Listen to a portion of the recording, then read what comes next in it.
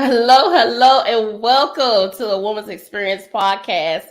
We are here tonight, ready to party, ready to get in, dive in with that girl talk session with your girl, Jamesia, and Tanisha. okay, welcome, Tanisha. You are in the building. What's that you representing back there?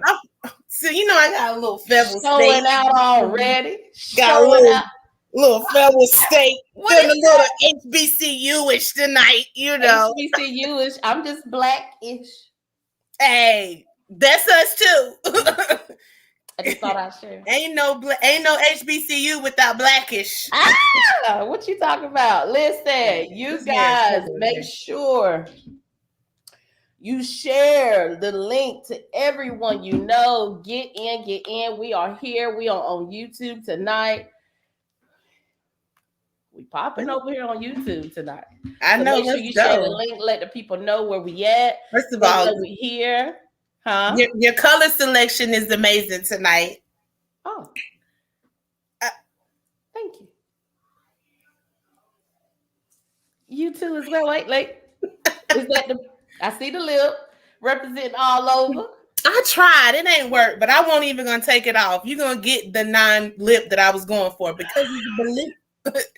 It's all right. Coming all right. in. I see where you was going with it. The Bronco blue. Yes.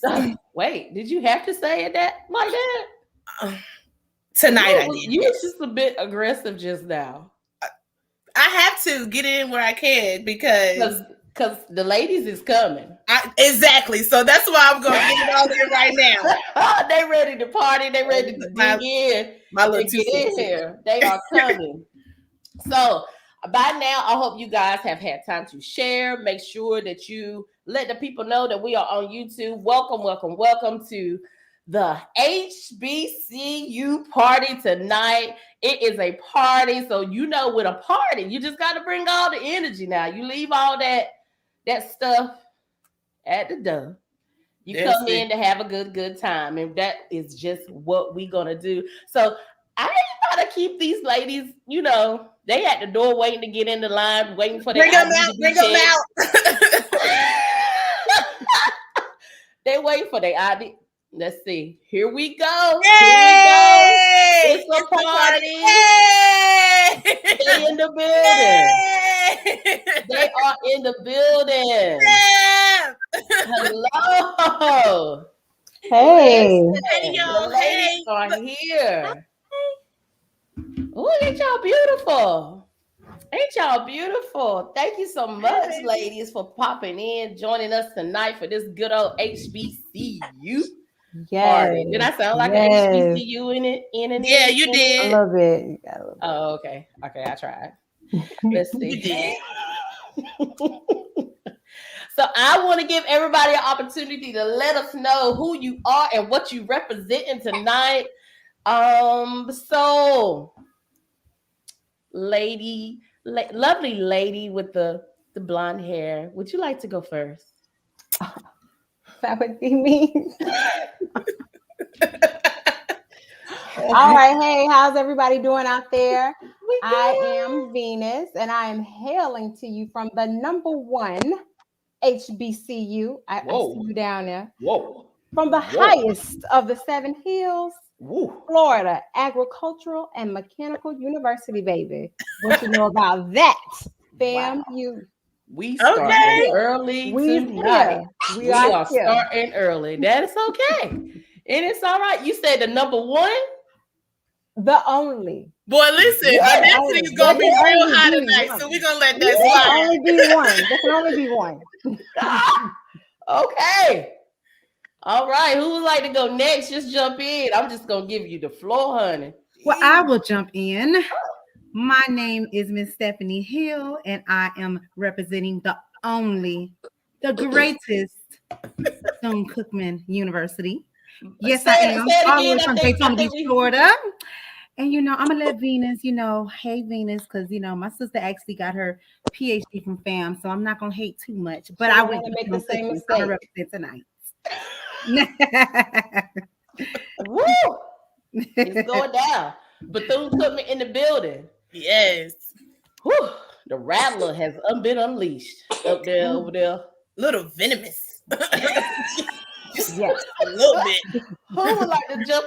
Wait a minute. So there's two lovely ladies already said only. So I'm just gonna keep going. I ain't gonna touch that right now. Next, who would like to go next?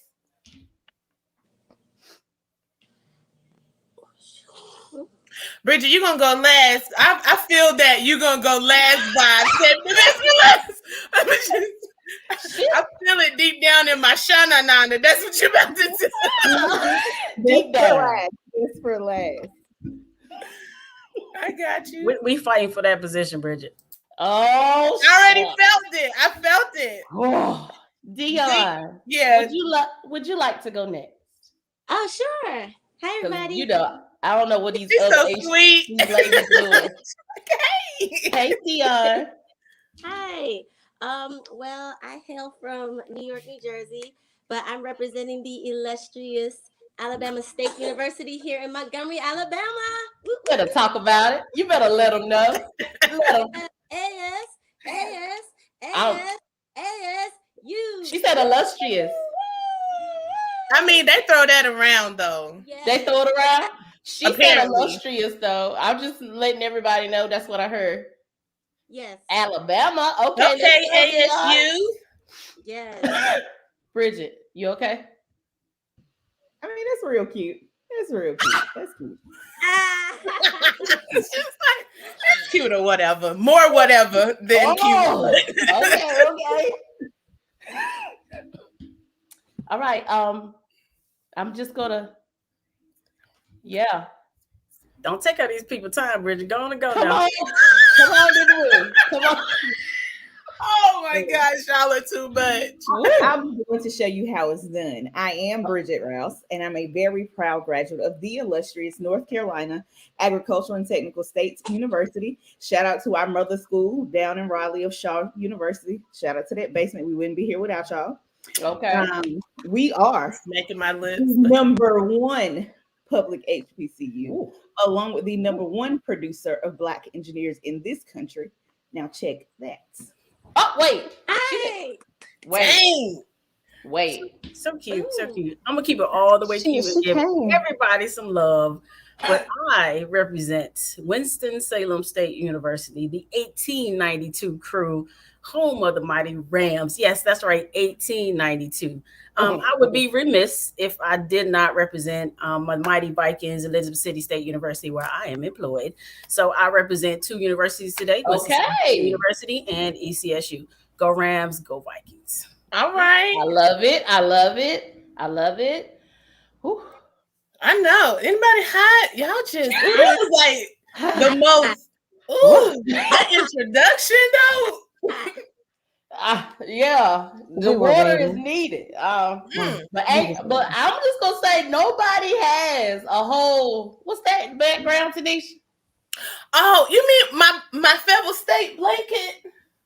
Okay, first of all, I'm not home, so okay, I'm not home. I'm just can y'all all angles because I would read y'all out, but it's all good. That's all. You know, it's just my Federal State blanket. It keeps me very, very warm. So whatever. Let's go ahead, because you know. Favorite state representing. Yes, Bronco Pride. I see you chose blue because you love us too. Thank you. I appreciate that. What? It's blue on my end. Is it not blue on y'all's end? What's going on with blue? I see red. I don't see blue. Oh. Wait, Monica. Brown. You might need to get your eyes checked, baby. I see brown. I see blue, but hey, whatever. We're gonna let you have the moment. I'm gonna say I want to say thank you, ladies. Thank you, ladies, for taking out the time to being on this podcast tonight. I love the energy. 1, 2, you are absolutely, absolutely beautiful and educated in the room tonight. So HBCU pride is definitely in the room. It's a party, and I'm super, super excited. Thank you, everyone who has joined us tonight. Thank you so much. Drop in the comments the HBCU you represent. Because no one said, I represent North Carolina Central University. Okay. For my daughter, I am representing. I am a North Carolina Central parent. And I deserve that title because she just graduated. Okay. And listen, let me tell you, she graduated with a psychology degree. Honey. She did it. Y'all did She it. did it. She graduated, and I'm super proud. So I'm gonna hit y'all with this Eagle Pride. Oh, all right now. Amplify.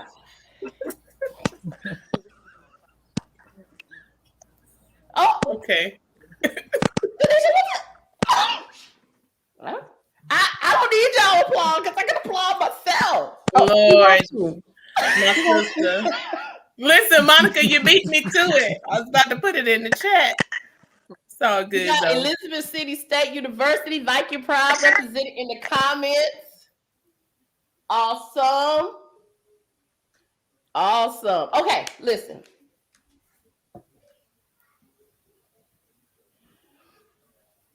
Yep. Okay, so let's get started. Let's dig in. So, ladies, I want you to share with us, tell us about yourself. And of course, you already told us about your HBCU, but tell us your major in your HBCU. Just share with us a little bit because I put a call to action for some young ladies to be online tonight. Talk to some ladies, get them online. So I hope they are listening. So tell us about your major. What? Venus, will you go first for us? Sure, I can. So of course you already know I went to the best. And so I decided to choose social work. So I actually have a BSW in social work. That's my major. But I was very, very involved and active, and I loved it. But that wasn't the question. But I'm gonna let somebody else take it from here. Amazing. Thank you so much. I got you. Because it's about. I felt like a hiss was coming after that, but I'm gonna just let that ride. I'm trying to control it. You girl, let it go. Let it be free. Be a little sprinkle at a time. Okay. In the spirit of being a week away from National Social Work Month, I too have earned my bachelor's of social work. Shout out to Gibbs Hall, where they teach students how to think and not what to think. So I earned my bachelor's of social work in 2018 and a minor in sociology from right there at A&T. Awesome. Double up. She doubled up on us. Next, that is interesting. So we're going to keep in the line with social work. I too actually majored in sociology and did a minor in social work. And actually did a whole nother route when it comes to careers. But I feel as though the social work degree actually was definitely the foundation of what I do now. So awesome. Same, Steph. Same thing. Majored in sociology. I minored in social work, and yeah, awesome. So I originally my major was education because that's why I chose Winston-Salem State University, but I ended up majoring in sport management and minoring in business administration. So they say, what can you do with a sport management degree? Anything and everything. And I too took a different route in career wise. Awesome. Yep. Yeah. I'm like, is it my turn? Oh, yeah. I the music major at Alabama State.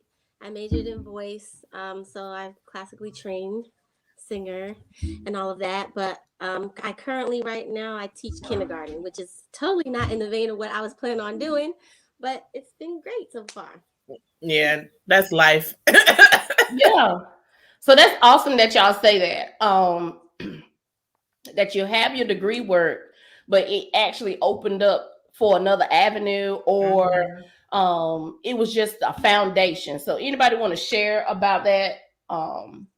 How you started out one way? Because I know even with my daughter, as I talked about my daughter, she went to study law to be a lawyer.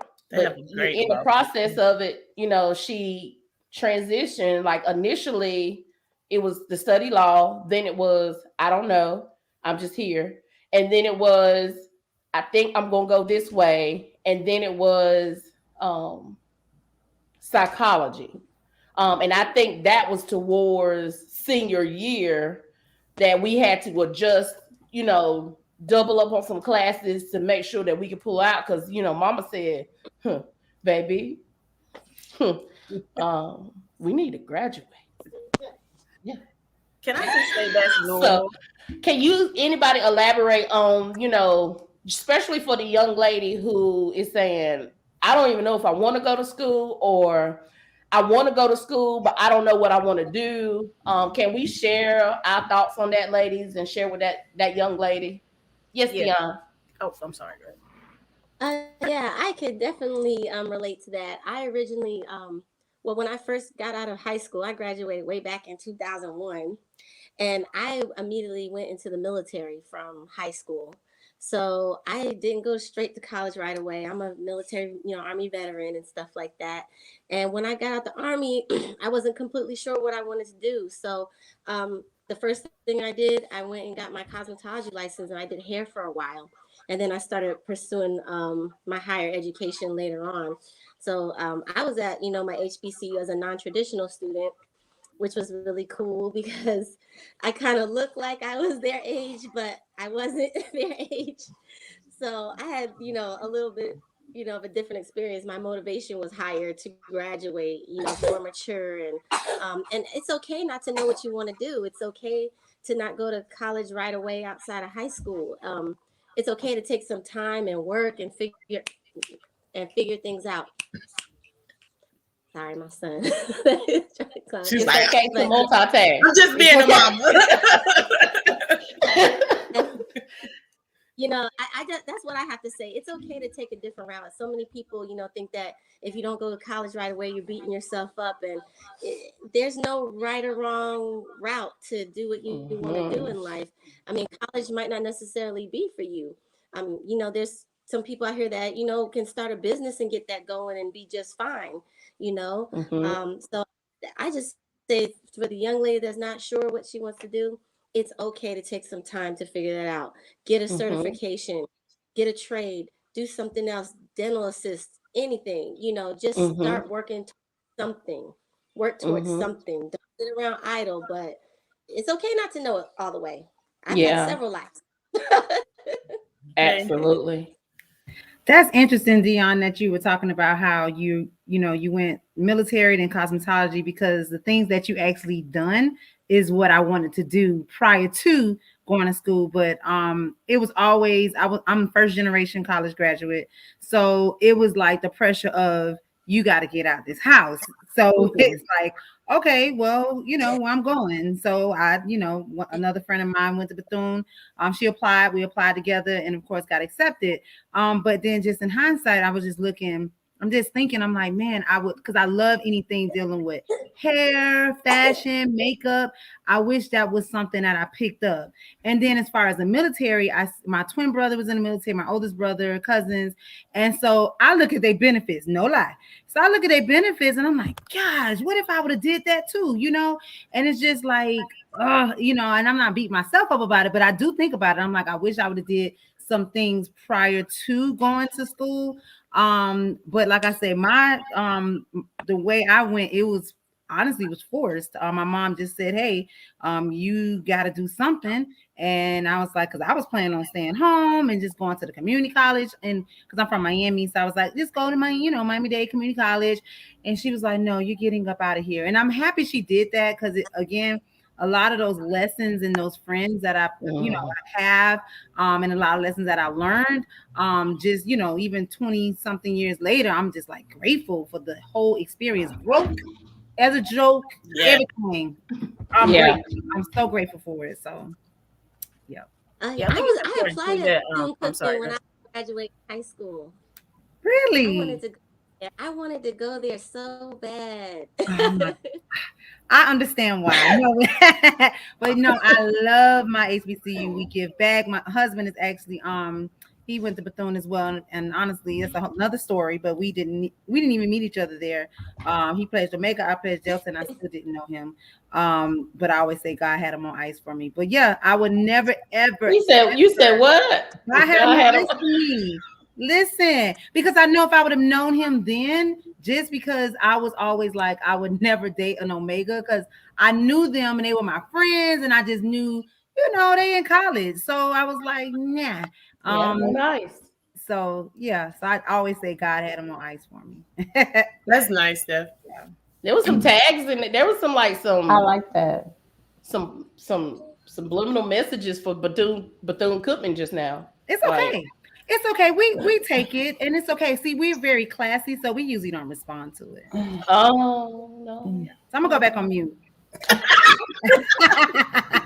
That's what we're gonna do. That's what we're gonna do tonight. But anybody else would like to share, just for the young lady who don't know yet or might not even know, I'm gonna tell you, I didn't even know what HBCU meant when I was growing up. Because no one ever said anything of HBCU growing up. In my town where I was, it was North Carolina State, North Carolina, ECU. That's the only colleges you heard of that was around in Lenore Community College. That's the only colleges that you would ever know of. It was until I was out on my own that, oh, wait, HBCU? Wait, this is a thing? So for the young lady who don't know, there are so many options out there for you.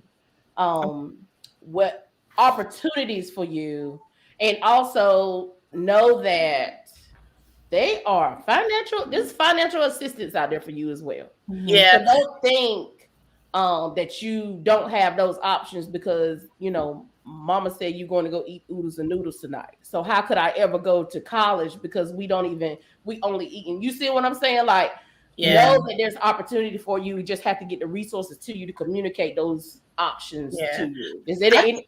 Yeah, Tanisha. I'm sorry. I didn't mean to cut you off. No, you're fine. I was about to ask. I was going to say, that's why it's important for us to have representation in our high schools and community. People that look like us. Shout out to Mr. Henry Dove from South Lenore. He was my guidance counselor my senior year. And my family was really big on HBCU. So I felt pressure from probably middle school to go to a HBCU. There's always been this A&T versus everybody in my family. And my aunt went to St. Aug, and still was like, you need to go to St. Aug. And I was like, no. All my cousins need to go to A&T. I was like, no. It's too many of y'all in Greensboro. I actually wanted to go to Winston. My mom was like, no, it's too far. So Mr. Henry actually sat down with me as my counselor. And it was so amazing to have him because South Lenore is a predominantly white school. So to have a Black counselor was a really amazing opportunity for me and other students who took advantage of him to sit down and to learn about the other HBCUs because not many people in my family talked about Fayetteville State. And so representation for our kids that are in high school that are having these difficult or thinking about what's next or what to do with my life, it's important for them to have somebody that looks like them that they could talk to and that can explain to them about HBCUs and about applying for school and that there's grants. Even in our community back home, because of Mr. Dove, I was able to get a scholarship to go to Fayetteville State. Support from the local alumni association with my move-in, and it was an amazing experience. So there's community, within the community, but you just have to know how to plug it. Yes, it's definitely resources out there. And you know what? I do want to take it back. Shout out to Miss Parks. Yes, Miss Parks. She used to be the ISS. She was the mama on campus. She got everybody straight. It was a minority group that was created at South Lenore, and we had the option to go to different places. So shout out to Miss Parks. I'll take that back because Miss Parks was in the building. Yeah, when you talk about that on-campus representation, what you say, Monica? I said she looked out for all of us because we could always go to her if we had questions. And I remember, unfortunately, Mr. Dove didn't, he wasn't there for me like he was for you, Tanisha. Because you ain't go to Fayetteville State, Monica. I mean, I ain't gonna put him out there like that. But I'm a first generation college student, and I kind of want to go back to the first comment or question about not knowing and being assured. It's okay when you get there. You may change your measure. It's okay. These 4 years, if you're at that age, that traditional age of going to college, it's okay. You're gonna change your mind. You're growing. You're becoming somebody totally different, right? So you're in a new environment. You're around new people. You're around different people, and a lot of that stuff you take on, you throw out the things that you're used to in your family. You're not, you don't do those things anymore. So you're changing. So it's okay to change your major. It's okay to change things up, because that happens. It's normal. So don't feel like, oh my God, I gotta change my major. It's gonna take me a year longer to graduate. Guess what? It's some 6, 7, 8 years, people at the university that you just don't know how long they've been there. But just finish. Just finish. That's all you need to do. Just finish. That's it. And I wanted to throw out there also that if you don't know, think about the things that you like to do. Like I picked social work because I was a people person and I wanted to help, but I wasn't quite sure at that time when I picked my major what I really wanted to do. So for me, social work, helping people, being social, that's the direction I initially started in. But like everyone else, that's not what I'm doing. I want to say, is it possible that while you're in those classes that you initially started out with, and them professors are teaching that they give you an example of something or you're learning something, you just like, wait, this might not be the avenue I want to go. Maybe this is the avenue I want to go. That happened to me. Situation. I was doing elementary ed and I had my first I want to say it was called practicum or something. And I went to the school and it was like the most rambunctious, non-listening kids I have ever seen in my life. I was tired and I was like, this ain't for me. Right. Not to mention everybody was failing the praxis. So it was like, you know what? I don't think I want to be. I chose education because my aunt was a teacher, and it's a good job, and you got benefits, and I didn't know. I was just going based off the things in my environment, and I did that internship, and I was like, no way, I don't want to be a teacher. I'm not even gonna touch that. That's it. There was some flicks of the hair that I saw, and I'm just like, that might be a HBCU party part 2 type of situation that we need to do. But listen, let me go to the next question because I really want us to have time to go over all the key points. So what made you choose your HBCU? So I'll start. So I'm from a small town, Lenoir County, and I fortunately was exposed to HBCUs, growing up, and was able to tour some of the campuses. But Winston-Salem State was one that I had not gone to. So my mom and I went to open house, and I was like, "Ooh, I like it. It's small. I'm from a small town. It wasn't too big." My boyfriend at the time, now husband, was at A&T. I was like, "Nah, not going there. Just not happening." So I was further away enough from my parents that they couldn't pop up on me. But I also was comfortable because I felt like this was a family. And anybody tell you, if you know a Ram, we family. Like, I don't care what year you graduated. I don't care what it is. We are just a huge family. And when I stepped on that campus, I knew I was home. So that's what made me choose WSSU. Okay. Wow. Venus. Well, I'm just going to throw it out there. FAMU was not my first choice. I'm gonna be honest. Where'd you want to go? I wanted to go to Hampton. Okay. That's where I wanted to go because I wanted to be up north. I just knew I was a northerner. I didn't want to be in Florida because my parents was in the military. My dad wanted to come here, so we ended up settling here. So I did everything I could to get into Hampton. And when I got that acceptance letter, it was like, bam, I'm going to Hampton. And my parents said, no, you're not. So I was kind of upset about that whole thing for a really long time. So FAM was actually chosen for me. But you know how you're growing up and you don't want to tell your parents, oh, you was right. So this is the only time, shout out to Bridget and Elwood, I am so glad that they made me choose FAMU. It was a wonderful experience for me. I enjoyed it. It was 2 hours from home. So the first 2 years, I was always home. But after that, I was grown then. In my mind, I was grown. So I didn't come home as much. But it was a really good experience. That's great. That's awesome. but I was forced. Like, let me be clear. Very much clear. What was the reasoning behind the force, though, do you think? My dad did not want me far from home. Gotcha. And I was so upset because I wanted to be what? Far from home. Yeah, me too. I lost that battle as well. Yep. I didn't. Well, I think I said this again. So it was like March of my senior year. I still was like, I'm gonna stay home and go to this community college and get this refund check and live like the others. And so about the others. Like the others. My mom was like, no, like what you gonna do? And so I had a friend who we went to middle school together, and then one street separated us from going to the same high school. So I had to go to one school, she had to go to the other school, but we still remained friends. And she was like, hey, my cousin goes to Bethune and I'm applying. And I was like, well, hey, I'm gonna apply too. And I applied, got accepted. And kind of the rest is history. Like I said, I did not plan to go away to school.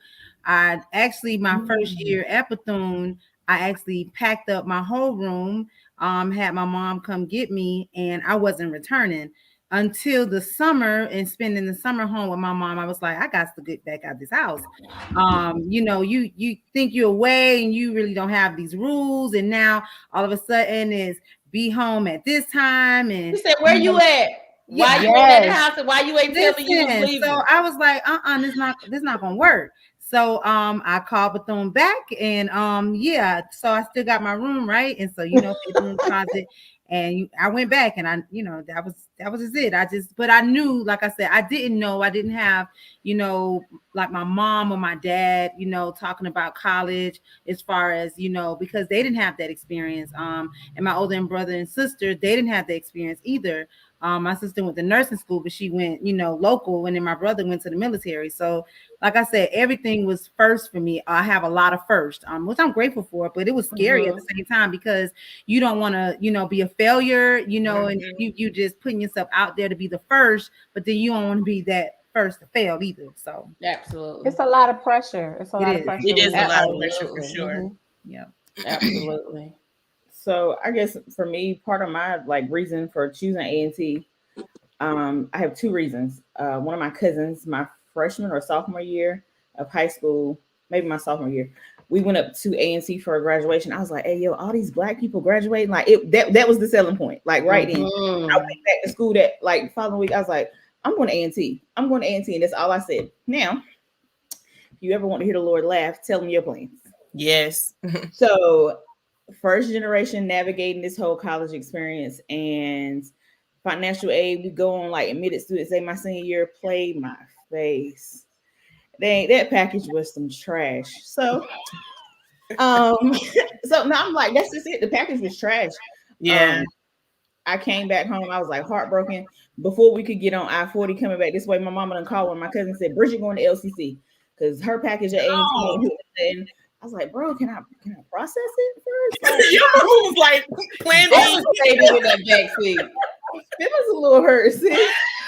And then I was just like, dang, I gotta go to LCC. Then I stayed here for a little bit. I worked. So when I finally did go to A&T, I wasn't the traditional age. I was 20. But I mean, Black don't crack. I still look like a kid when I was there. And talk about it. And then another big experience for me, my freshman year, I did my freshman year at Kinston High. And at the time, one of the assistant principals, who's now one of the assistant superintendents, we got report cards. He said, I want to see your report card. I'm like, oh God, why does the assistant principal want to see my report card? So I handed it to him. I had all A's. He's like, you keep these grades up, you could go to A&T. And as a freshman in high school, when your assistant principal who looks like you from the same area can say, those little things to speak that kind of life into somebody, that stuck with me forever, to this day. So I see him a lot. Well, because I'm back working in Lenore County. So when I do see him, we always have those conversations about A&T. He was super supportive while I was there. I always made sure I had food for Jiho and the Aggie Eagle Classic or anything that I needed. He was just really, really supportive. Awesome. That's good. Awesome. Is there anybody else want to share why you chose? Yes, Deanna? I'll go. Well, I guess for me, it kind of got chose for me because My husband at the time got a job here in Montgomery, and I was in college. I was actually going to a PWI in Texas. And when I found out, we were going to be moving here, I started looking for schools because I knew I wanted to continue my education. And Alabama State came up, and I was like, oh my gosh, at HBCU. And I just got really excited. So I went ahead and put all my, paperwork in, federal aid and all that kind of stuff, which I didn't need because I'm a military person. So I actually went to school for free at Alabama State because of the military benefits.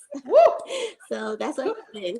And I was just really excited, and I just felt so honored and blessed to be able to do this and not have to come out of pocket. So, one could only wish. Only imagine. It's me sitting up in the corner as the parent. Because Fanny, Freddie, and Sarah, and the rest of them they all in my pocket. Hey, look at me.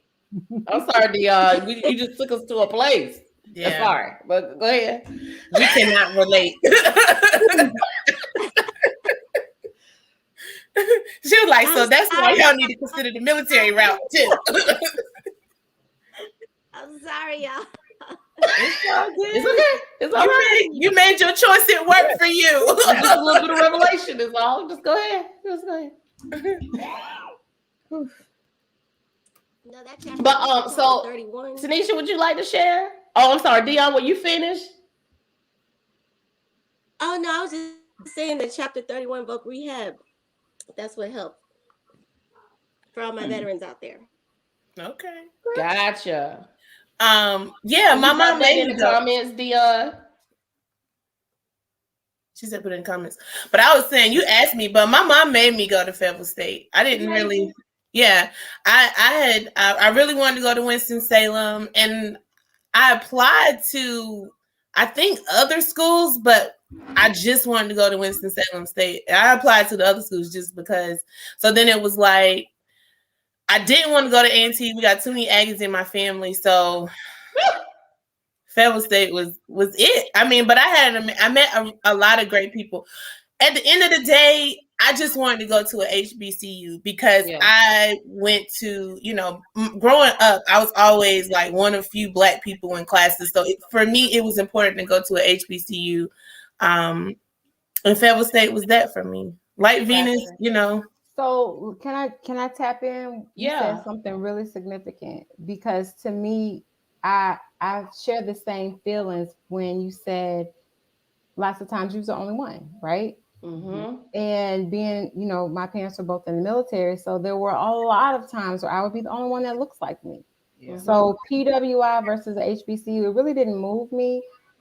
Like I said, the only reason why I even chose Hampton was because it was far from home. But the experience, and I don't want to jump the gun with the conversation, but the experience was like everything for me. Yeah, same.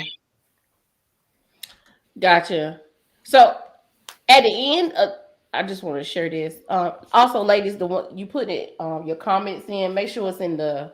I wonder if can you see the regular comments, but I'll tackle that later. But so a choice was made. Whether you made the choice or mommy and daddy made a choice was made, and you took action and you moved forward.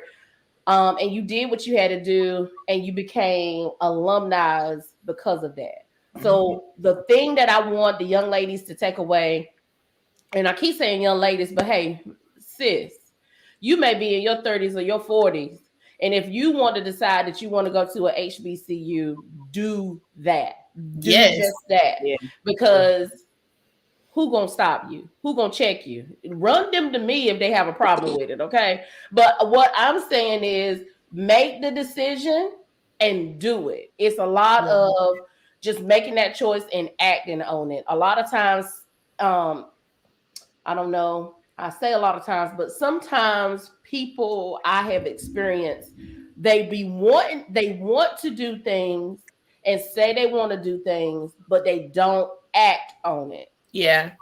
Because of fear of not being able to, pass this class, or what if I'm the only 30-year-old in the class, or what if I'm the only girl who normally I'm around the, white kids, and now I'm around nothing but black, and now I'm seeing a whole bunch of personalities that I'm not used to. And what if I'm not able to adjust to this environment? What if, but what if you succeed? Mm-hmm. Okay.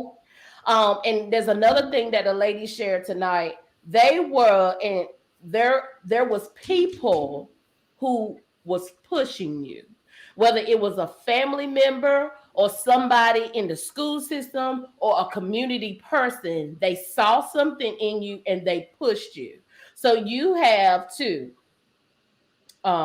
make sure whoever is that person that's pushing you, keep them close, because they see something in you that you may not see in yourself yet, but keep them close. They're not going to steer you wrong. They're just going to push you to your greatness. Okay. So that is something I want to make sure that anybody else want to share anything to tackle on that. You said, I was trying to think, you just said something that I was like, oh yeah, that's important. Oh, for me, I experienced, and I don't know if anybody else experienced this, but it was like culture shock for me a little bit. Yeah. Walking on the campus, I had, honest to God, never been around so many Black people. Yes. I had to learn to be okay with being a Black woman, because I feel like for so long I had to be, oh my God, Tanisha, you know what I mean? Like, I wasn't able to be myself, to be accepted. I felt in high school, and not even just high school, like all my life. Like, I don't feel like I really embraced my Blackness and it really experienced pride in being Black until I went to Federal State University. But like my first day, when my mom and them left, they had a party. And I went to the party. It was in like the little gym, but it was in the gym, and it was just so many Black people, and the music was so loud. And I was just like, I had a straight anxiety attack.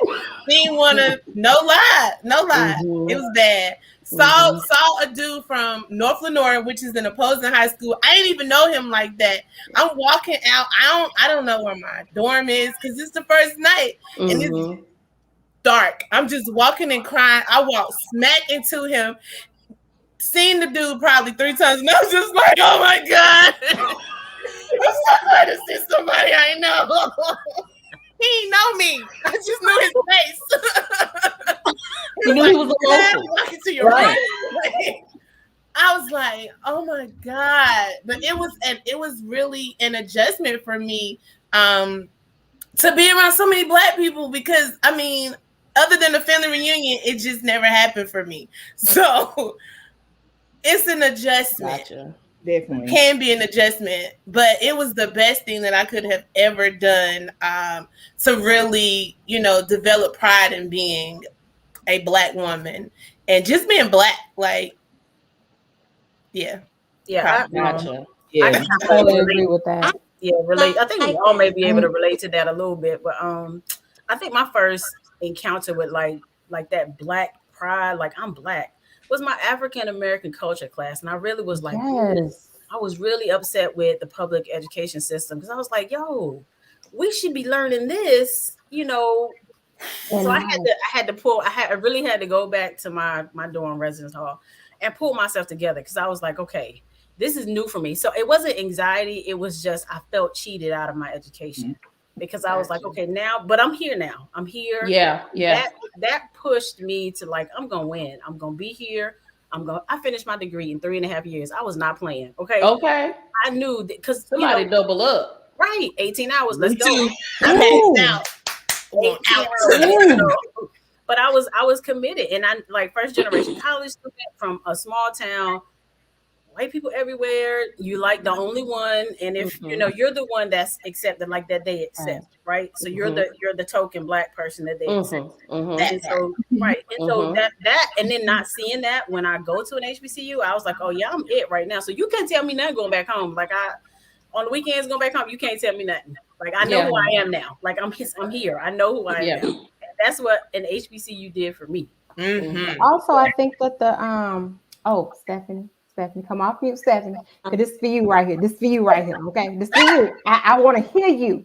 But I'm listening. Go ahead. I really feel like HBCUs taught us how to be professionals, right? Mhm. But let me show y'all this right here. They also taught us how to party. You see, so sometimes you go in with your little cardigan. Button your Yeah. jacket. I did. This was funny. So fam, you taught us how to go in and be professionals, right? Boom. Here we go. Yeah. Okay, then. Okay. And we gonna sit at the head of the table and we gonna run this meeting. But then after 5 p.m., when it's time to go home, and you take off your cardigan, baby, and it be time to hit them streets. You said it was time for a study break, huh? Okay. Yes, ma'am. It was time to hit the streets. But that 8 o'clock class came. You put back on the jacket. You put back on the glasses. And guess what? It's time to hit them books again. So 8 o'clock class, you're gonna get some sweats and a baseball cap. Okay. No, you got to bring it all. You got to bring it all back. So I can appreciate that. I appreciate they taught me to balance. Yeah. Because some people did not learn the balance. So I just wanted to throw that out there to everybody that yes, we can have fun, but going to college is not all about partying. Like you got to get your education because that's what you're there for. Yep. And so if you're going there for the other reason, which was the after 5 p.m. reason, that's why I ain't go to A&T. You're going for the wrong reason. So although I threw it in there as a joke, it's really dead ass. Yeah, so nobody got no money to waste.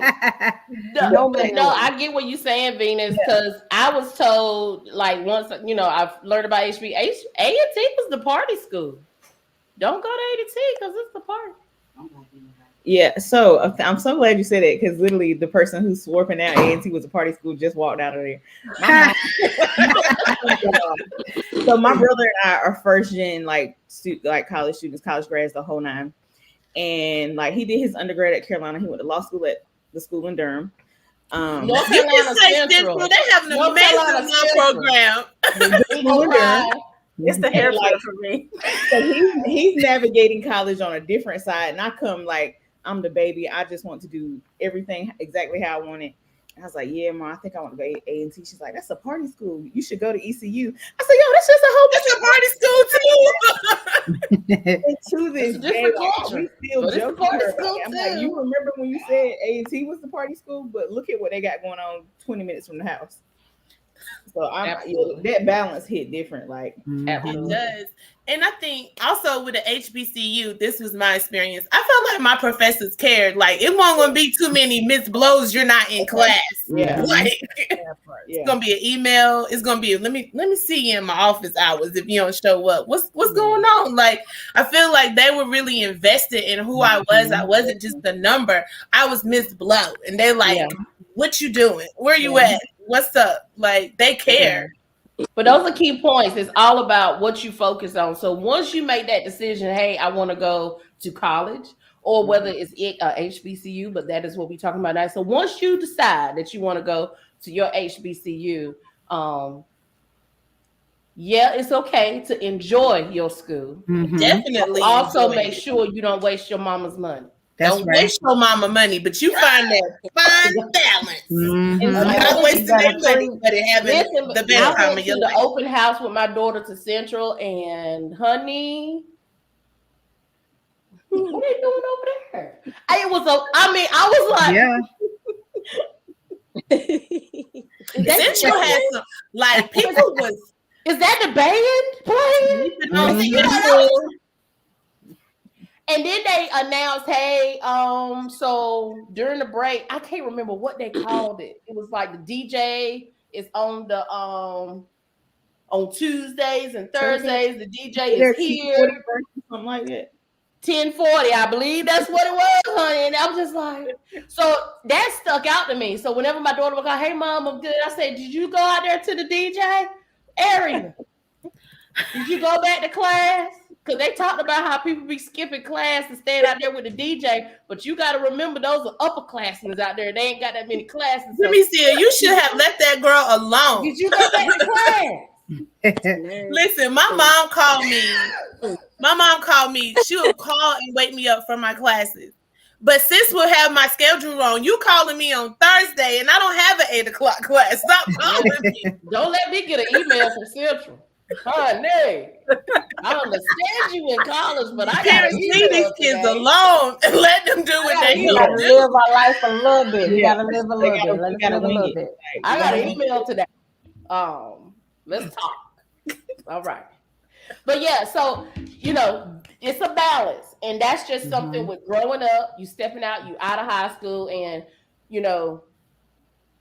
it's gonna be different because you had the teachers watching you while you're in the hallway in high school, telling you go over there, you disrupt class and all. It's really guided in high school, and then it's totally different once you get to college. Like, you're handled as if you're a total adult. And so that freedom can be something that you don't understand. Hey, you got to pull this thing in. Yeah. And so if you have I'm saying this, but I tried to give my daughter, unless she called me, I gave her freedom. I was just Good for you. But one thing I would say to add to that is, I know balance, of course, is definitely key. But one thing that actually helped me with just not wanting to, like, I had my share of we're gonna go party and this and that, but I made sure that I actually got involved.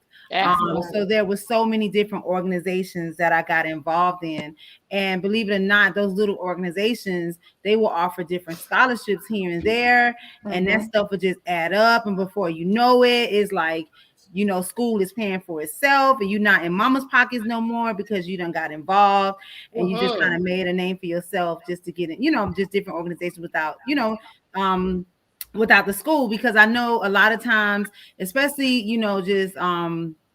just dealing with some kids, they always think, college is party, join a fraternity or sorority, and that is it. But it's so many different things that they don't know about what you have to do to even, okay, if that is your ultimate goal, you have to make sure that you get involved. I don't care what you join, but community service is so huge, and it has to be consistent. So you just can't kind of dip here and there. You have to really just have a true track record of community service. So, just for anybody that's out there listening, just make sure you just get involved. I don't care what it is.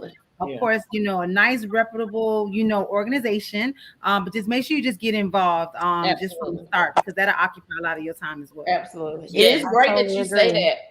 It's great that you say that, because community service is something that was really, really strong at Central. And I'm not sure, is that something that you guys can attest to? Like, I know my daughter, she was a student athlete, and so they had to have a required amount. And even with just being a student, you have to have a required amount of community service just to, be like, hey, can I graduate now? Because I served.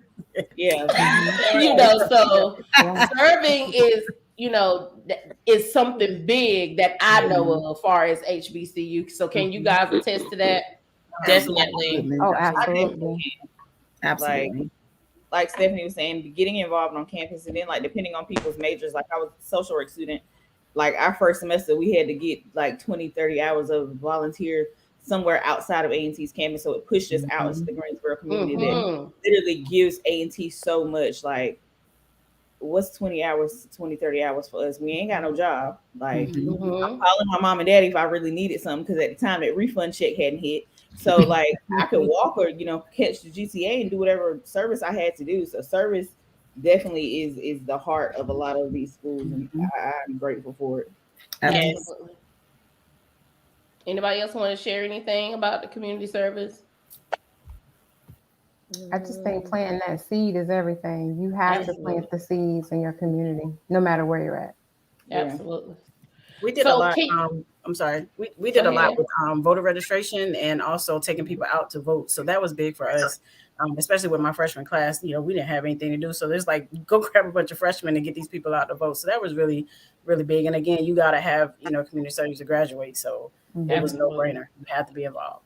Yeah. So what is one thing that you guys would say was the greatest lesson you learned with being a college student at a HBCU and becoming an alumni? What is the greatest lesson?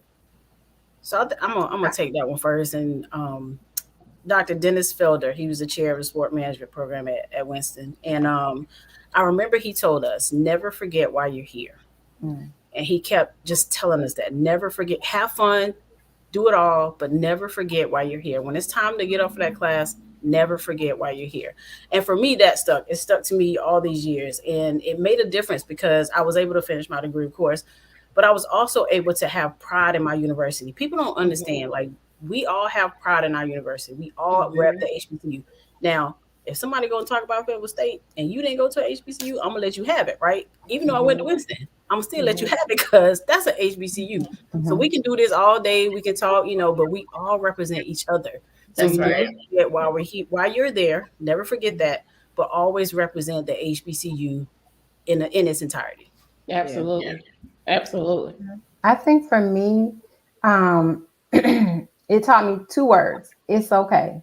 It's okay to be different. It's okay to love the skin that you are in. Absolutely. It's okay to be educated, proud, and still succeed. And I think that's the biggest thing that sometimes we're so intimidated because people don't look like us. That we'll never get to where we want to go or be in our career. But it's okay. It's okay to be you. It's okay for you to be comfortable in your skin and stand up there or whatever platform you have and be successful. And you can do it. Yes, it may take a little bit extra because you're a little different, because you got a little melanin, or because you're a female. But at the end of the day, fam, you actually taught me that it's okay and you can do it. Yep. Yeah. So I appreciate that. That's awesome.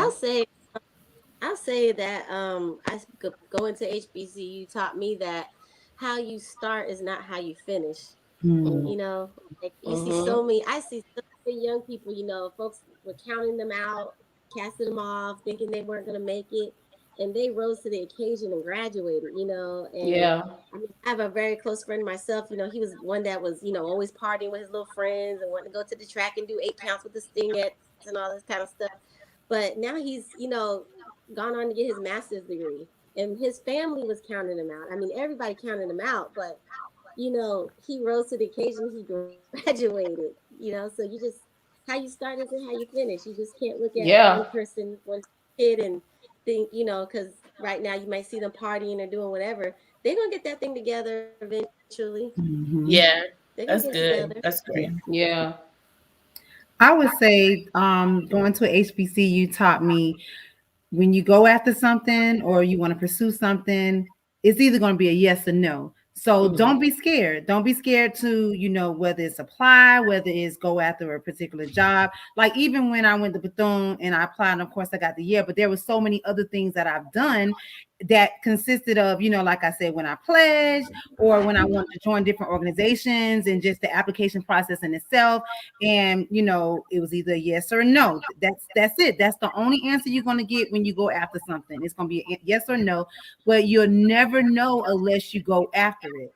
And so even just as an adult, just, day in and day out, whether I'm in my career or just different things, I'm going to ask. It's either going to be a yes or it's going to be a no, and it's okay. Yeah. This is what Venus said it's going to be okay. So I like that. Okay. I like that a lot. It's going to be okay. But yes or no, do it. Why not? Absolutely. I guess for me, the whole HBCU experience, of course, mine looked different. But I would tell anybody something I really gained or I learned is just like you deserve to be at that table. Oftentimes I see Black women, especially, sometimes we sell ourselves so short, but you're overqualified most of the time. So you deserve to have the seat at the table. Say that. The table and the chairs and everything else. You are capable and definitely well deserving to be there. So that's it for me. For me, one of the things that I learned at Fayetteville State that I'll take everywhere with me is our motto, res non verba, deeds not words. So Fayetteville State taught me action. It taught me that it's important to show up. It's important to keep my word if I say I'm going to do something, but most importantly, to act, to do it. Don't just talk about it, to be about it is what I learned at Fayetteville State. Awesome. Awesome. So I guess I will jump in as a HBCU parent. I appreciate the fact that it exposed my daughter to more. I appreciate the fact that it exposed her to what she didn't see. I was a parent who made sure we put them in different rooms to see more, but that HBCU experience still exposed her to adjusting, stepping out of the comfort zone. Two, understanding more about her culture. And then three, knowing, as Bridget can say, whatever that teachable moment is, it's a teachable moment. We move forward, and you're worthy to be at that table. Because we're gonna remodel that table and then put our table there, and then y'all gonna have to sit at this table. Period. Okay. So I appreciate everything, whether it was beautiful or it was a teachable moment. I appreciate all that it brought to the table. Yeah. Where I'm just like, all my children, y'all go to HBCU. Yeah. So I appreciate everything that it definitely brought to the table. Yes, Dion? Yeah, I was gonna say I definitely want my baby to go to HBCU. I just think there's nothing like that experience and being embraced by your own community and your own culture. Yeah. Nothing like Absolutely. nothing like Absolutely. It is like the coolest thing ever, like to go play spades with your chancellor. Like, you ain't doing it nowhere else. Like, my kids got it. Yeah.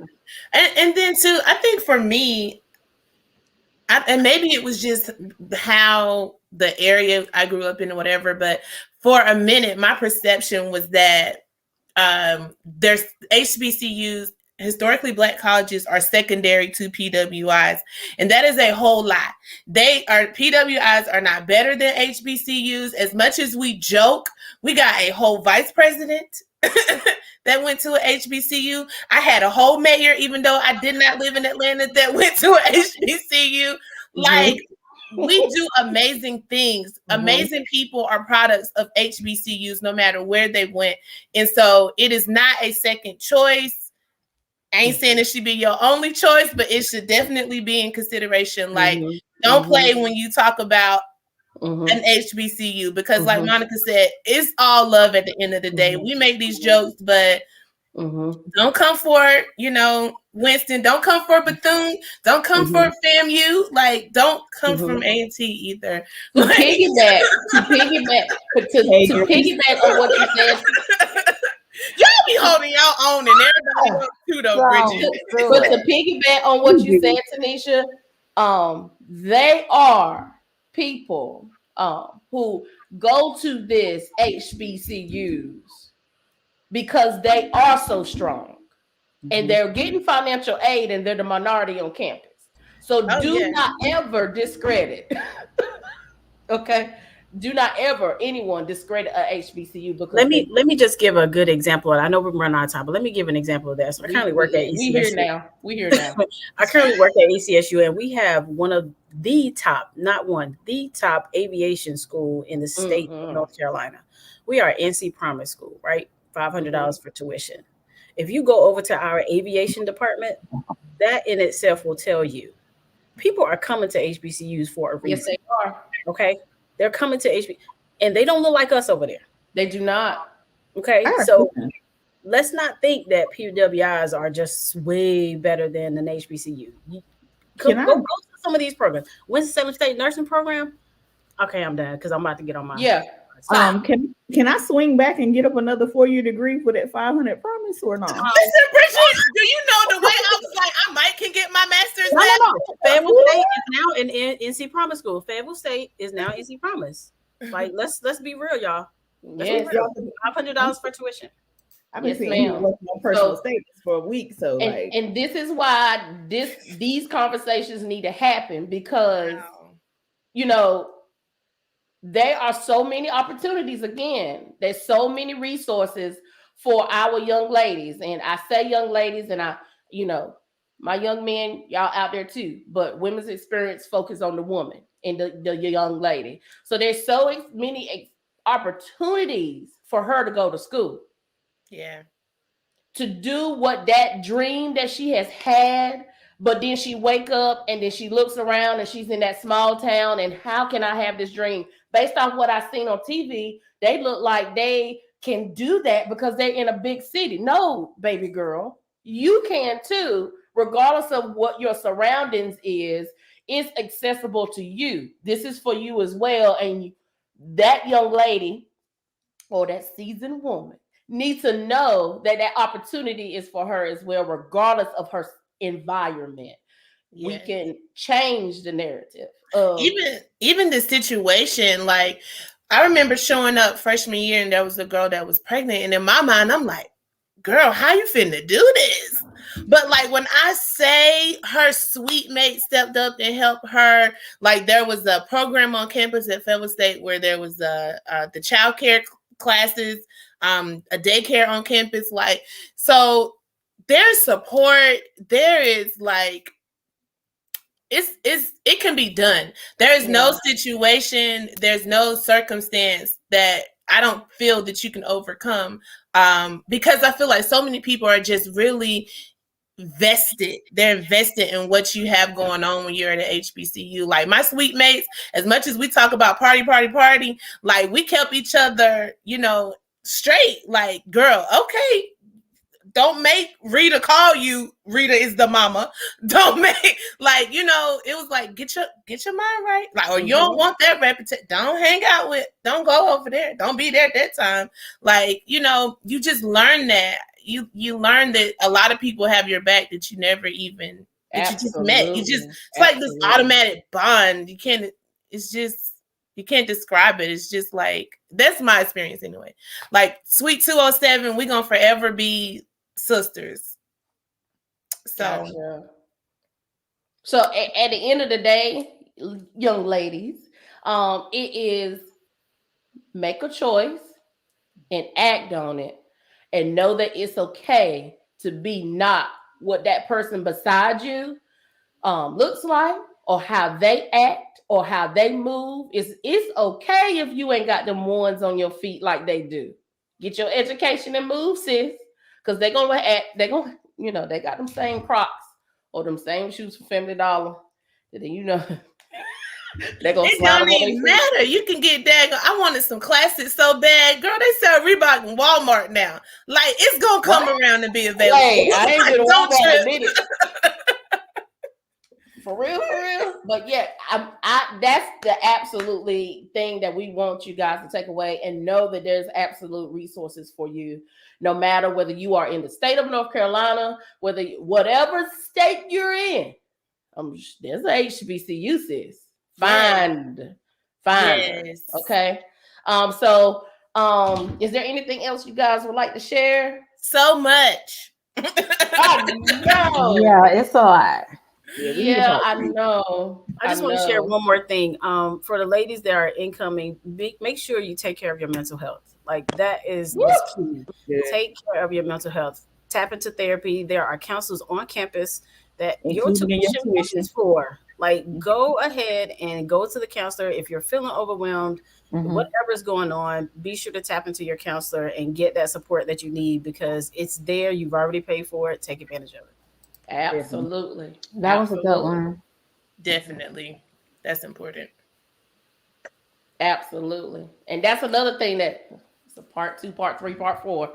But I ain't gonna go there. But I'm trying to tell you, get away from what grandma said, go lay down. You will be okay, baby. Yes. Get away from that and go and get you some help, because it's important. All right. There's nothing wrong with getting the help that you need. And the resources are on campus. Like, it's all available when you show up on campus. They can really take care of you, even down to your physicals. Like, we were able to go get our annual physicals on campus at Fayetteville State. Like, absolutely. And if you don't know, don't be scared to ask. Yeah, don't be scared to ask. That's what I was saying was so important, because my daughter will always look at me as mom, and then waiting for me to go. And I tried towards that junior, senior year, be like, go ahead, go ahead, go ahead. But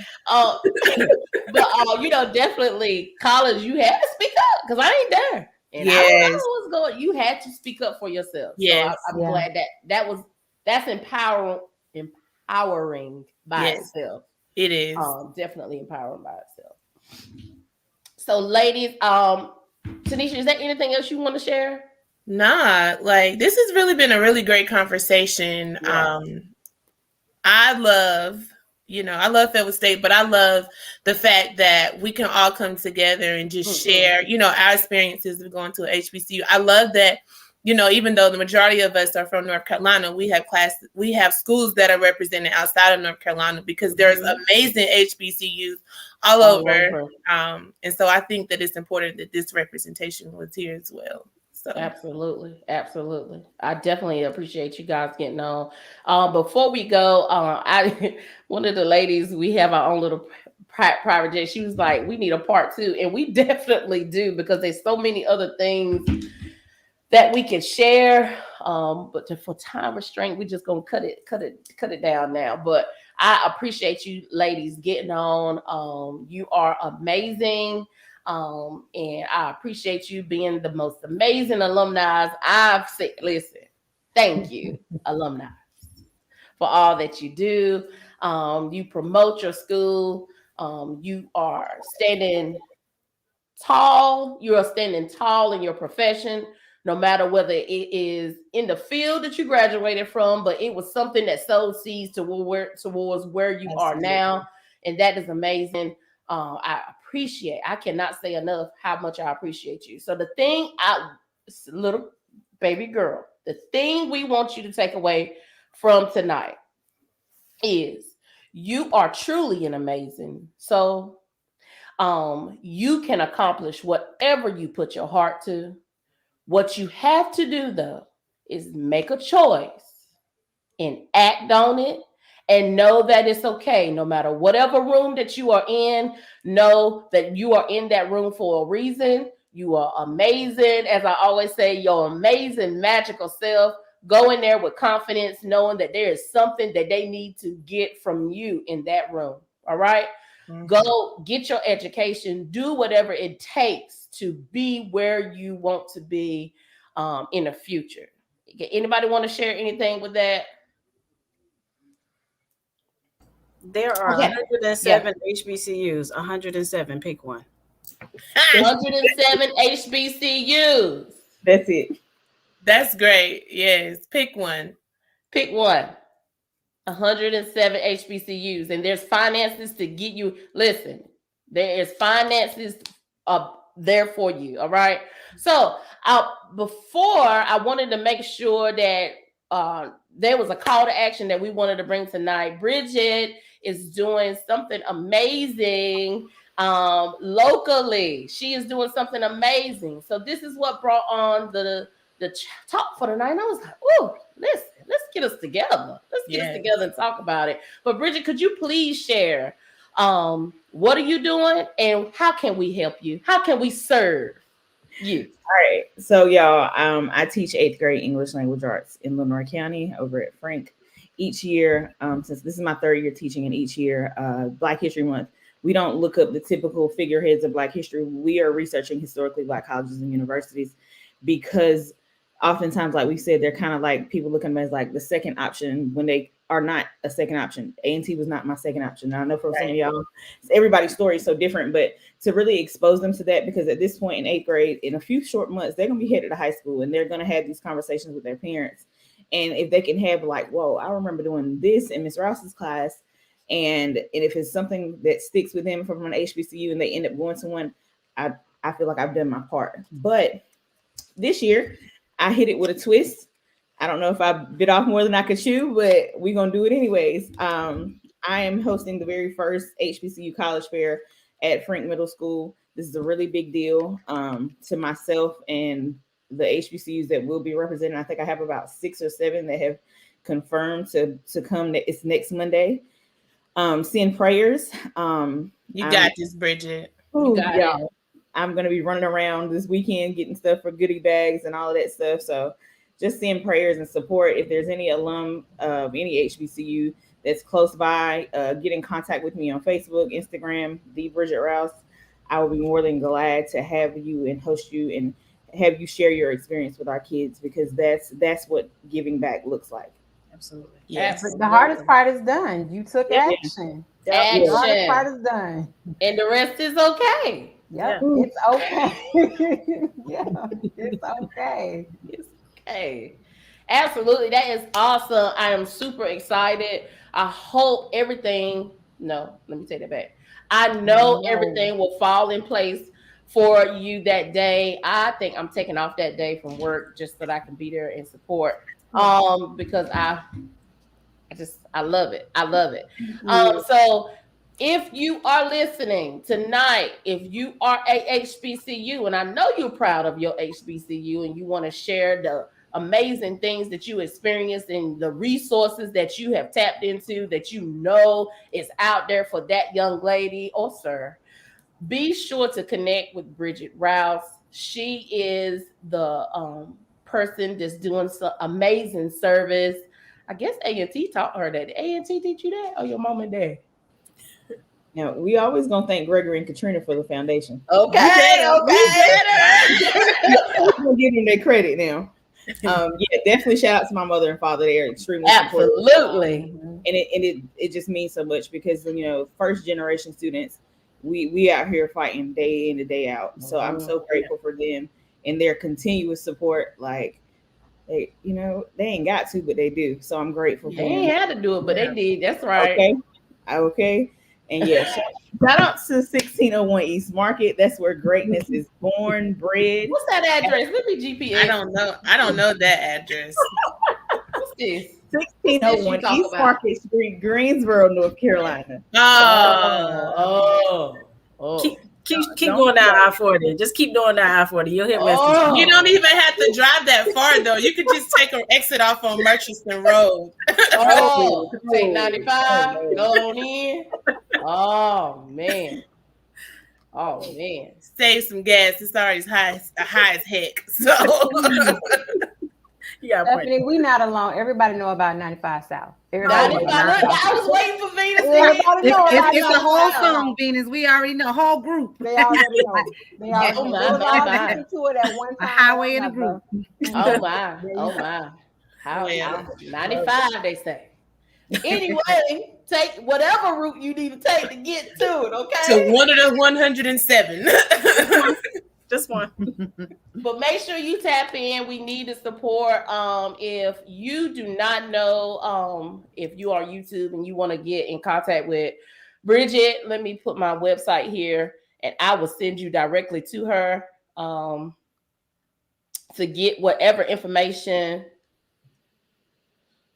you need from her to be a resource. Whether you are there in person or you're sending something to contribute to it, don't hesitate to reach out to be support. So, ladies, I don't want, listen, y'all have been working, you graduated, you alumni, you doing all these amazing things. I want you to let the people know what Black excellence looks like, okay? So tell them what you do. Tell them what, share your career, what you do. If you have a business, let us know so that you let them know that you are the plug for your business. Okay, so please share. All right, well, I'll go first. I'm actually in the Atlanta area. We're gonna say area. And I currently work as a district lead for one of the school districts here. Currently service about 2 schools. And that is my 8 to 4 and my 24/7 job. I actually am an entrepreneur. I actually curate clothing. I call it myself the thrift connoisseur, but I actually thrift items, different clothes, and I actually go live via Facebook. I'm actually branching off to Instagram as well. I have an amazing following. That's actually how I met Tanisha, because she actually featured me in a magazine, in her magazine. It might have been a year ago, and then we just connected ever since then. So I currently write for her as well. And so, yeah, that is my 24/7 job. And like I said, I did not major in education initially, but I just knew I kind of wanted to be in education. So I actually started out as a special education special education teacher, and then of course eventually got a district lead position, which I've been doing for about 4 years now. That's awesome. That is amazing. Anybody else would like to share? Sure, I'll go. So I currently serve as the TRIO Educational Opportunity Center Director here on the campus of Elizabeth City State University, HBCU Love. I love working for HBCU, nothing like it. You think going there is cool, but working there is great. But also on the side, I have a candle business, Lee May's Candle, created during the pandemic in memory of my grandmother. So I am the candle plug, the wax plug, the room spray, the bathroom and toilet spray, because you all need it. So any of that, they have the little sprays that you use in your. I got it all. Just I'll put my information in the chat. In the comments, yes. And my husband and I also have a marriage group, so that's kind of how Tanisha and I connected a long time ago. Went to school together, all that stuff, but reconnected through the marriage group. So that's me. That's it. Yeah. Awesome. Dion, Venus. I'll go next. Okay. Well, currently, right now, I teach kindergarten at a brand new charter school out here in Montgomery called Life Academy. We are located in the old St. Jude building. It used to be a high school, I believe it was, and it's led by it's an all Black women led school. Awesome. School, everybody is Black. Everybody Black. And okay. Blackity black. Blackity black. Awesome. Love it. We're out here making history. We're out here making history right now. We are kindergarten through second grade, and we're going to be adding another grade next year, I believe. Awesome. And when I'm not doing that, I jump back into real estate. Tanisha is my cousin, and she's always asking me about real estate business. So I wholesale real estate on the side. I've done a few deals the past few years that allows me to, have a little bit of wiggle room with my income and stuff. So it's been really great. And I'm basically a full-time mom. My son goes to the school too, so I get to be with him and teach as well. Awesome. Which is cool. Awesome. Special kind of magic to be those kindergartens. Okay. So, social work, not what I'm doing, but I'm actually a healthcare business analyst. Fancy dressed up word for project management. That's all it really is. And on the side, shout out to TP Management for Take Flight Certified Life Coaching Services. So I am a certified life coach. Awesome. And so that's what I do. So I have my little social work on the side, but my business stuff as well, my 9 to 5 also. So that's me. Awesome. Congratulations on that. Well, I teach. My degree, like I said, is in social work. I'm currently in the process of applying to grad school. Send up some prayers. And you can do it. Because that's been an experience. I literally need to call them in the morning and figure out what they're doing with my application. I don't have any side businesses yet, but there's always room for something, a little surprise here and there.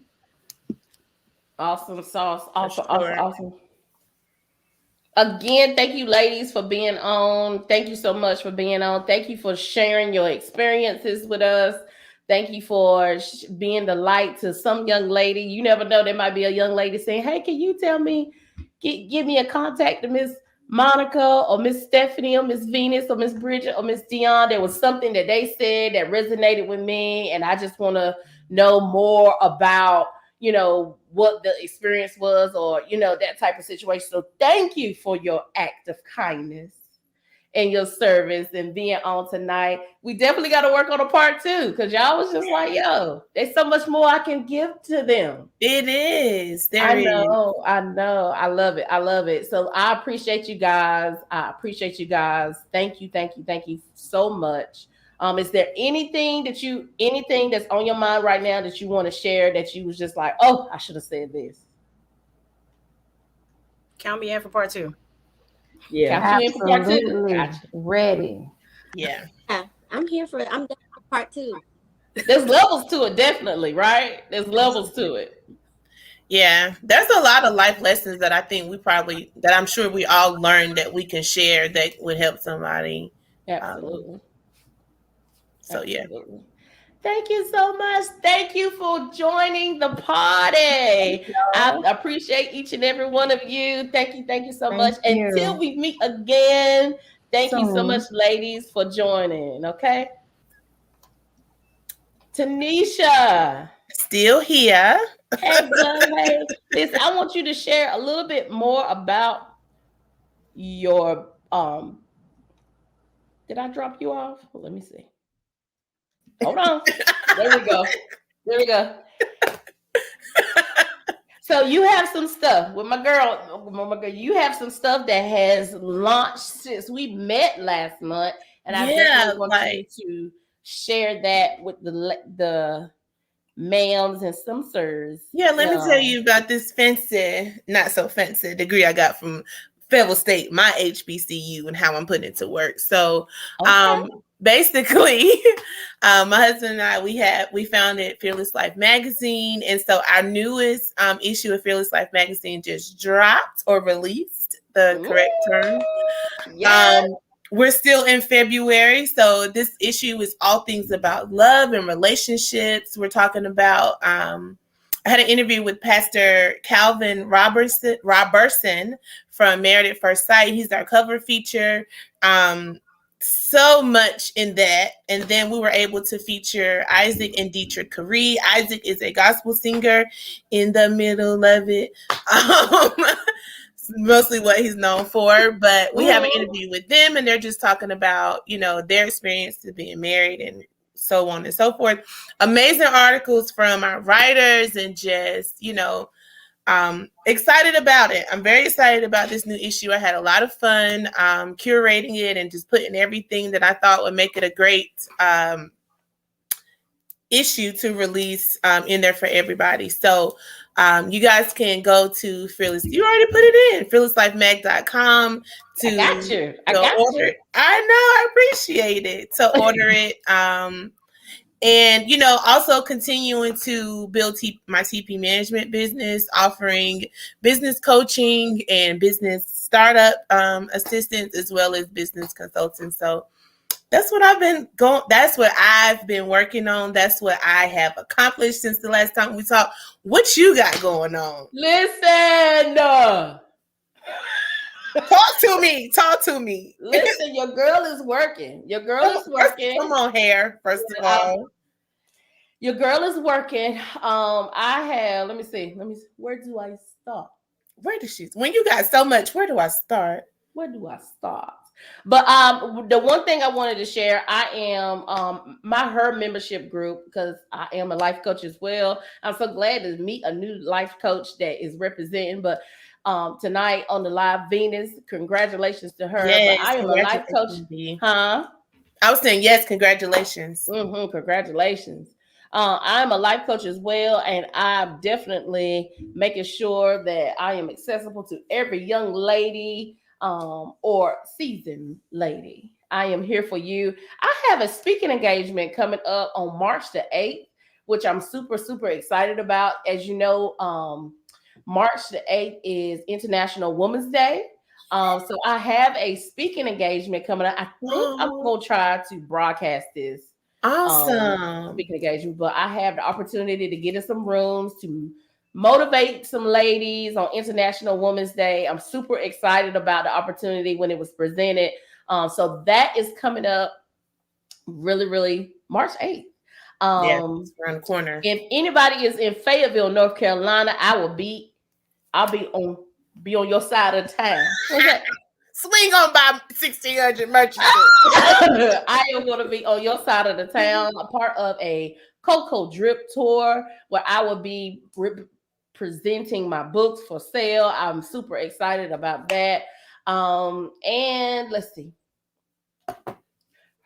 Tomorrow, I think that's all I want to share as far as announcements. But tomorrow, tomorrow is February 22nd, 2022. I love that. It's Tuesday. All right. So I am putting a call to action to all the ladies, right? To be extra on that day. Be super extra. There's no limit of the extra. So, like, represent with your tutus, wear your t-shirt, your tennis shoes. I'm popping out with my, my tennis shoes and my tutu. If you want, wear a tiara, whatever. Be extra tomorrow.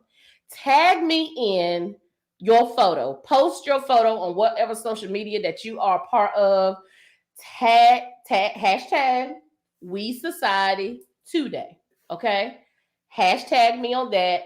Do that. I want to say, what time did I say? I think by 6. If you post it by 6, tag me in it. Let me know that you did it. I'm gonna add you to a raffle because I just want to share something sweet to you. But I just want to have an opportunity to be extra.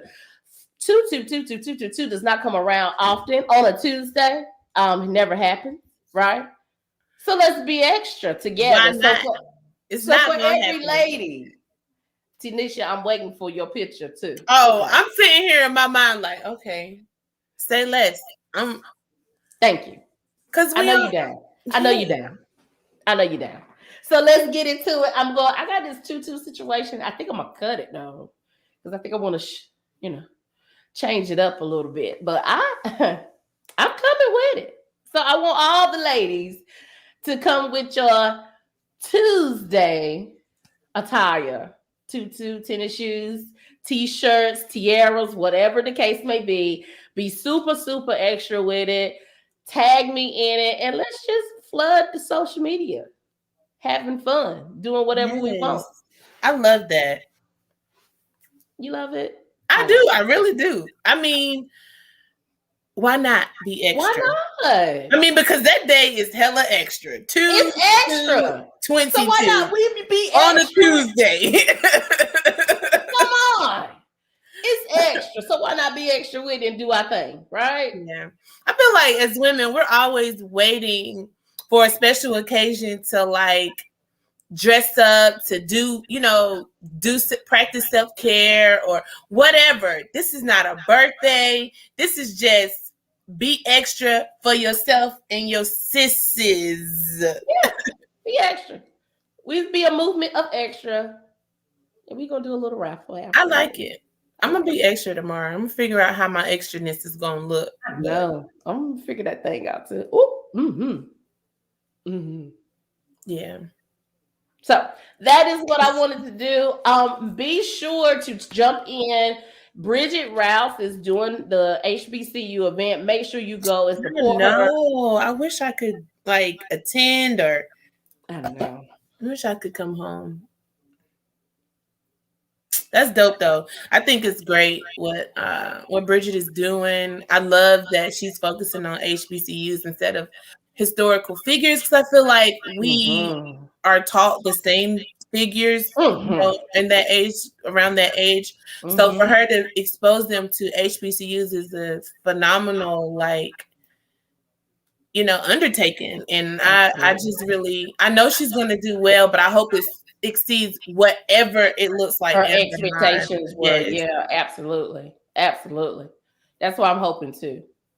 Yeah. Yeah. Yeah. I just really think, the rally of support just needs to come in, because she ain't doing it for herself. Right. She's doing it for all the young children. She ain't even just repping A&T. You know what I mean? Right. Clap for that. One time. Yeah, she's just like, pick one. What Monica said, that's 107. I love that. It's 107. Pick one. Pick one. Yeah, for sure. I didn't even know that. Yeah. I am excited. I love the HBCU party tonight. We definitely are going to bring some more information to it. Because the one thing the kids that graduate with my daughter, when they graduated high school, someone would make that like they wasn't prepared. They really wasn't prepared for what they experienced when they first got to school. And I just feel like, once we learn more, it's like we should pay that forward and let the young ladies know, hey, listen, You can do it. Yeah. I'm glad. I wish I like typed down everything that I'm gonna go back and look at it, because I appreciated everything that everybody pulled as their greatest lesson. And it wasn't nothing extravagant and long. It was just, hey, do it. You okay? Right. It was the best decision I made. It's just make the choice. Make the choice. I think more than anything, it's just knowing that, once you get there, you're not going to be alone. Whatever life may throw at you, those 4 years or 3, 5, 6, however long it take you to get it done, like, you're not alone. Like, you really have a community of people that look just like you, that want you to succeed. Even on a micro level, like I said, my sweet mates, like, we literally wanted each other to succeed. And even though we all only lived together my freshman year, like, those relationships lasted throughout my time at Fayetteville State and beyond. And they cared about me. They made sure I was good. If anything happened, are you okay? Like, you will not be alone. Yeah, absolutely. You won't be alone. I love it. You'll find your place. You'll fit in. Yeah. So until we meet again, we gotta have a little powwow. I need to talk to you after. I'm here. I ain't going nowhere. Some strategic moves. I want to present to you. But so thank you guys for chiming in. Thank you so much. If you haven't shared, make sure you share the link. There was some very amazing points that was shared tonight. For any young lady or any woman who is deciding, hey, I want to go back to school. I'm just not sure if that's what I want to do. Anybody who is deciding they want to go to HBCU, there's some points that were shared tonight that I think you can take away from tonight. Thank you for joining. Be sure to share. If you're watching the replay, hey, we here. But Girl Talk is coming back with a banger. As always. Next month, we will be back to share some more information with you and just have some genuine, authentic, love on you talk with our fellow ladies. So thank you so much, everyone, for joining. Thank you. Continue to be amazing. Yes. Continue to be amazing. Know that we are rooting for you, that we are absolutely proud of you, and we love you. Have a good evening. You gotta get